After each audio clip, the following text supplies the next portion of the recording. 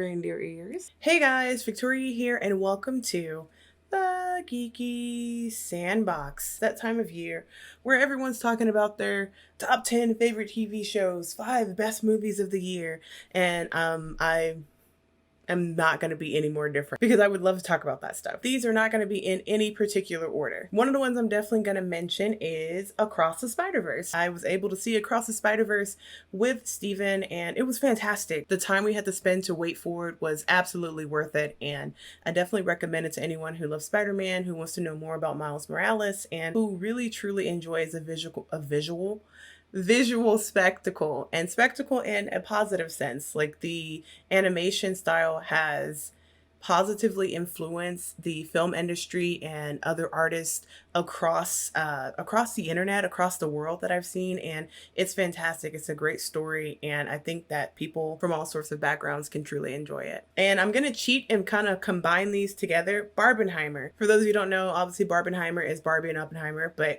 both of these movies were fantastic in their own right. I know some people saw one or the other, and then a lot of people actually saw both. I really loved the visual style of Barbie. I love Greta Gerwig. I love her writing style and directing style, so I knew it was a movie I was going to enjoy. I do think there were a couple of things that got lost with other audience members. It's definitely a movie that's not supposed to take itself serious, and so there's a little bit of comedy that's on the nose, and if that's not quite your style, then it won't land with you. But I enjoyed it. I had fun. I do wish that there had been a little bit more in the way of giving some of our other characters a bit more time to kind of not shine necessarily, but like just kind of a couple of drop storylines. But I liked what it did and the social impact as well. And in that, going on to Oppenheimer, I really liked it a lot, actually. And I remember at first I was like, did I like it more than Barbie? And I just felt weird rating it above Barbie, so I just kind of rated them the same. Definitely was fantastic. The cinematography,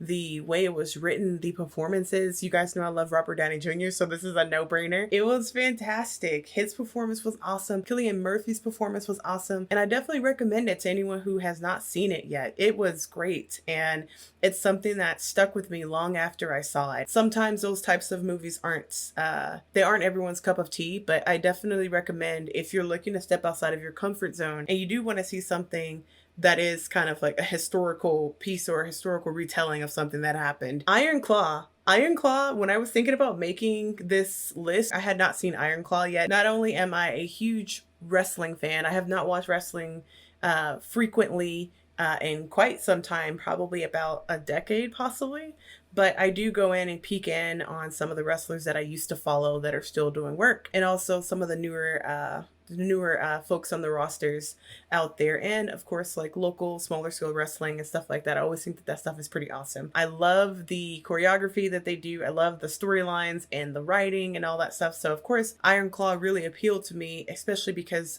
knowing about the Von Erich family. I don't know, I was told that people cried, and I was like, man, am I gonna cry? I definitely cried. Zac Efron was phenomenal. Jeremy Allen White was phenomenal. I think the whole cast was great. I think they worked well together. I could truly believe that brotherly bond and that they were these characters. Guardians of the Galaxy Volume 3. So I can't make this list without putting that movie on there.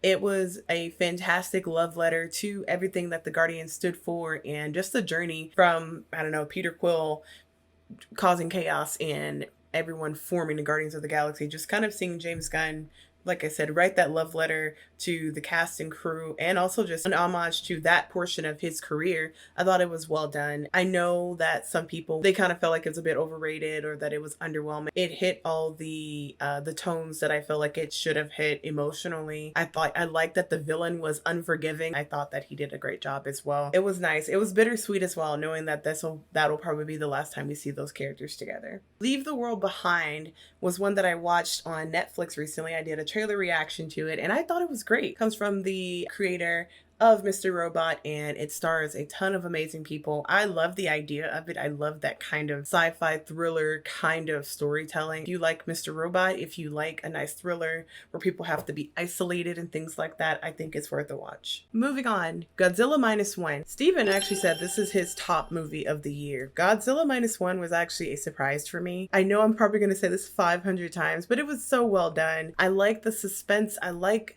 I don't know, I'm a sucker for a good creature feature, and I thought that they showed Godzilla just enough.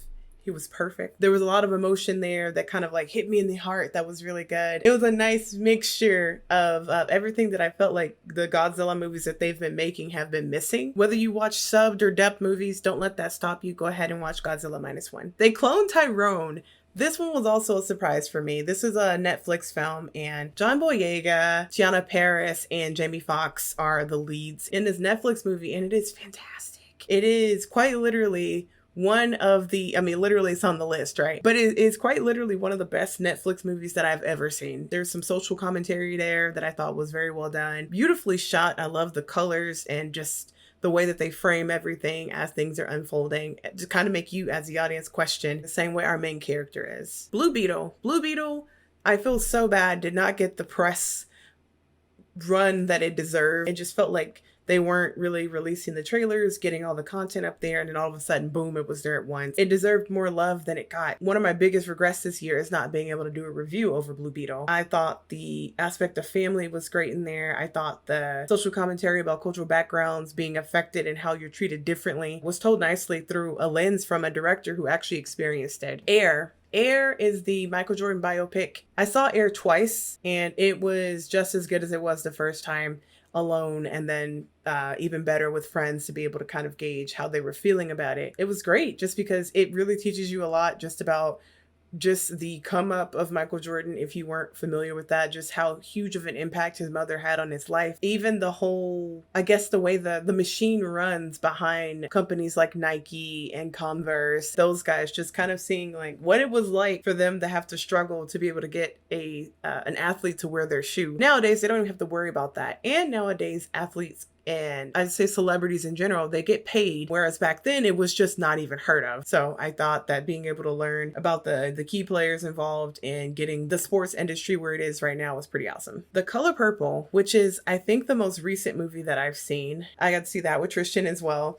The Color Purple, I've seen the original movie. I've had a chance to see the musical, and just being able to see this movie come to life is so awesome. I did talk to a friend, Mimi. By the way, feel free to check out her channel. I will try to link that in the description. Mimi did mention that, like, you know, with the way The Color Purple 2023 is, it's a musical. There's music to kind of break up some of those more difficult parts to watch that you would watch in the original film. But I think that it was still fantastic. I know people are kind of questioning why they picked Fantasia and why they picked Danielle Brooks. If you haven't watched the Broadway version at all, just watch some YouTube clips and just go ahead and see for yourself why they were cast. Danielle Brooks was probably one of my favorites in that film. She understands the role of Sophia. She has the song down packed. That's her song. Like when I heard the like it's her song.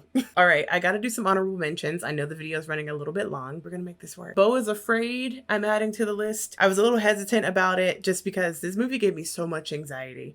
It was one of the movies that I didn't get to do a full review over, but it gave me so much anxiety. And just to look into, you know, what it would be like if somebody has a mental health problem and the people around them aren't helping. Ari Aster holding up a mirror to the audience being like, hey, this is you. What are you doing to help people that you know? Are you a part of the problem? And I thought that though it was not in my top favorite 10 movies, I think that it did a nice job being able to depict that. Five Nights at Freddy's. Five Nights at Freddy's is on this list because it took forever for us to get to this place, and it was amazing to see it come to life. It wasn't quite scary. Some of the stuff was a little clunky, but I had fun watching it, and I think that's the most important part is, did you have fun? Guy Ritchie's The Covenant is one of those movies that I didn't think I was gonna see. I remember seeing the trailer for it, and you guys know I love Jake Gyllenhaal. He is phenomenal in this movie, and I can't get over it. It is another film that is based on true events, but I thought that from my knowledge that they handled that very nicely, cleanly as well.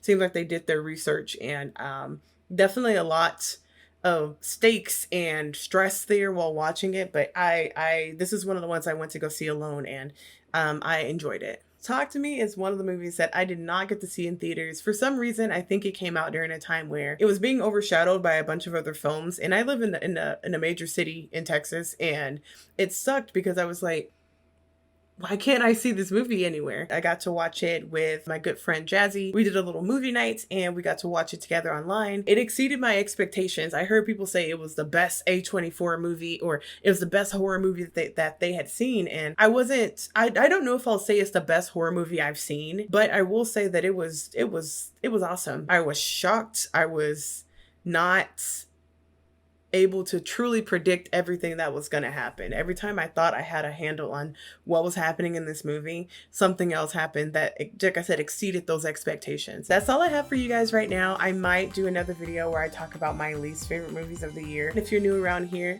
go ahead and consider subscribing to the channel so we can go into 2024 with some new geeks in the sandbox. But until next time, I'll see you guys later. Bye!